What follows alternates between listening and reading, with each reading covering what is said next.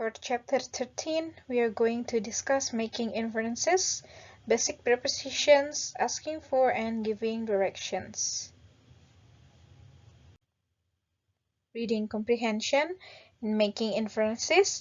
The answers to questions on inferences are not directly stated in the passage, so you must read between the lines. In other words, you must make conclusions based indirectly on information in the passage.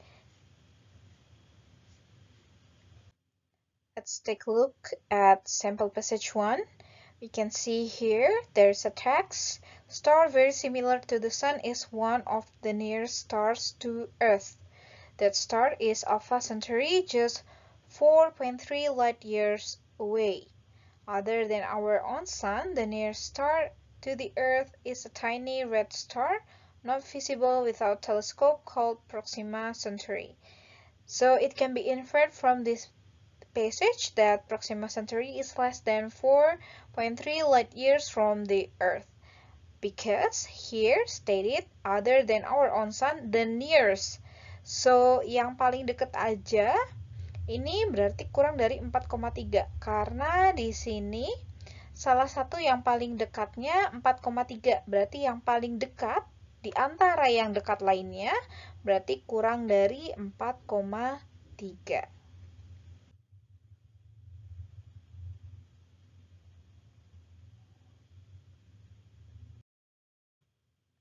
Berikutnya kita bahas basic prepositions. Yang pertama adalah prepositions of time. Ada at, on, in, dan for. Oke, kita lihat di sini untuk contohnya. Jadi untuk berbicara tentang jam, kita bisa menggunakan at. Di sini at 7 o'clock, at 2:30. Nah, kemudian untuk menjelaskan tentang waktu yang sudah lebih spesifik, kita juga bisa menggunakan at, contohnya at the weekend, at night, dan at Christmas. Jadi ini sudah masuk ke selebrasinya ya, atau perayaannya. Kemudian on bisa digunakan untuk hari ya, jadi on Tuesday berarti hari Selasa. On Christmas Day di hari Natal. On my birthday, contohnya on March 2. Nah, di sini kalau sudah tahu ada tanggalnya, kita bisa menggunakan on. Beda nanti di in May ya, berarti kalau hanya bulan saja kita menggunakan in. Tapi kita akan bahas itu nanti. Kita kembali di sini menggunakan on jika ada tanggalnya ya, ketika kita bicara bulan. Jadi on March 2. Tapi kita tidak menggunakan last, this, dan next untuk menjelaskan harinya. Contoh di sini on last Tuesday. Tidak ya, berarti langsung last Tuesday. Bisa seperti itu. Kemudian tadi kita bicara in ya. In ini biasanya digunakan untuk bulan, kemudian musim, tahun, atau waktu hari yang lebih panjang. Di sini in May contohnya adalah bulan Mei. Kalau tadi on March 2, kalau menggunakan in berarti hanya bulannya saja, yaitu in March.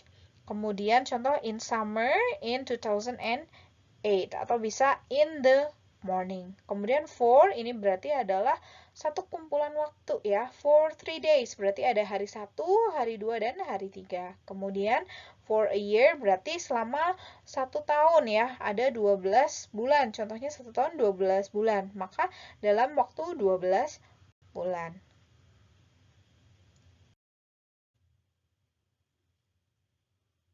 Untuk yang berikutnya, basic preposition adalah di sini position ya, prepositions of position.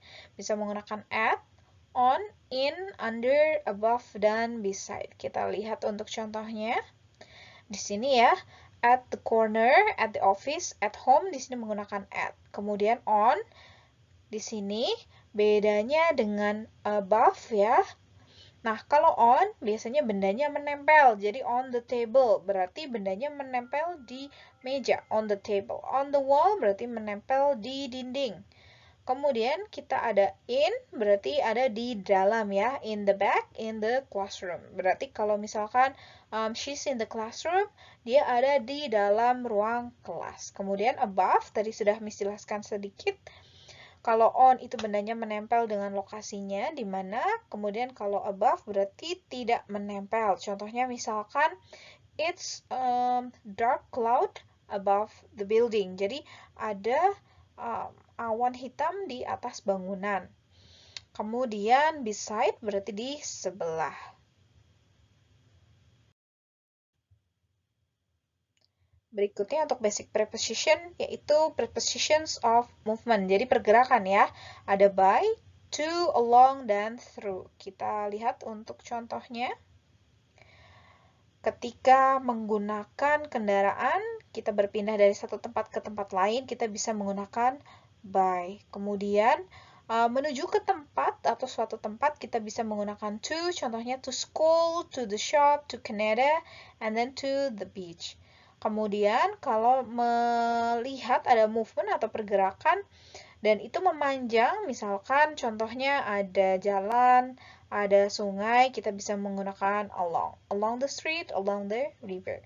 Kalau misalkan tembus ya atau melalui gitu kan, di antara kita bisa menggunakan through. Misalkan the wind goes through the window, berarti masuk lewat celah atau di antara jendela, atau through a tunnel. Tunnel itu kan ada tengahnya berlubang ya. Kita misalkan bisa lewat di sana, kita bisa menggunakan through a tunnel. For the last part, speaking, that is asking for and giving directions. Expressions for asking for directions, there are some variations, jadi ada beberapa yang bisa diambil, tapi untuk contoh di depan bisa di sini menggunakan excuse me, jadi kita interrupt someone, mungkin sedang bicara dengan orang lain, kita bertanya tentang arah, bisa juga can you tell me the way to the museum, baru pertanyaannya ya. Caranya adalah menggunakan can you tell me the way to, lalu kemana arah atau tujuan Anda ingin pergi. Kemudian bisa juga can you show me on the map, tapi kalau untuk sekarang sudah jarang ya untuk melihat di peta karena orang sudah menggunakan Gmap. Tapi just in case that happens, bahkan Gmap juga tidak bisa membantu kalian, bisa menggunakan Gmap dan menanyakan kepada orang di sekitar. Bisa juga may I ask where, kemudian lokasinya di mana gitu ya. May I ask where the Marriott Hotel is? Atau bisa how can I find?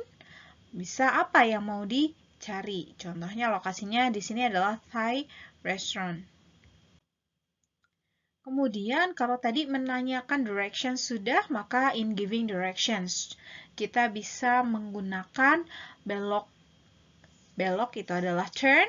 Kalau belok kiri, turn left. Belok kanan, turn right. Turn right at the crossroads. Jadi di perempatan, belok ke kanan. Kemudian bisa menggunakan pass. You'll pass a museum, akan melewati museum. On your left, di sebelah kiri.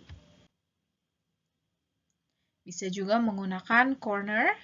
Corner ini berarti di pojokan ya. Misalkan ada perempatan, di pojokan perempatan, ini bisa it's on the corner. Contohnya across from the cafe. Kemudian bisa take the first left. Mungkin belokannya ada lebih dari satu yang ke arah kiri. Maka kalau take the first left, berarti belokan pertama di sebelah kiri. Take the first left and you enter Stephen Road. Oke.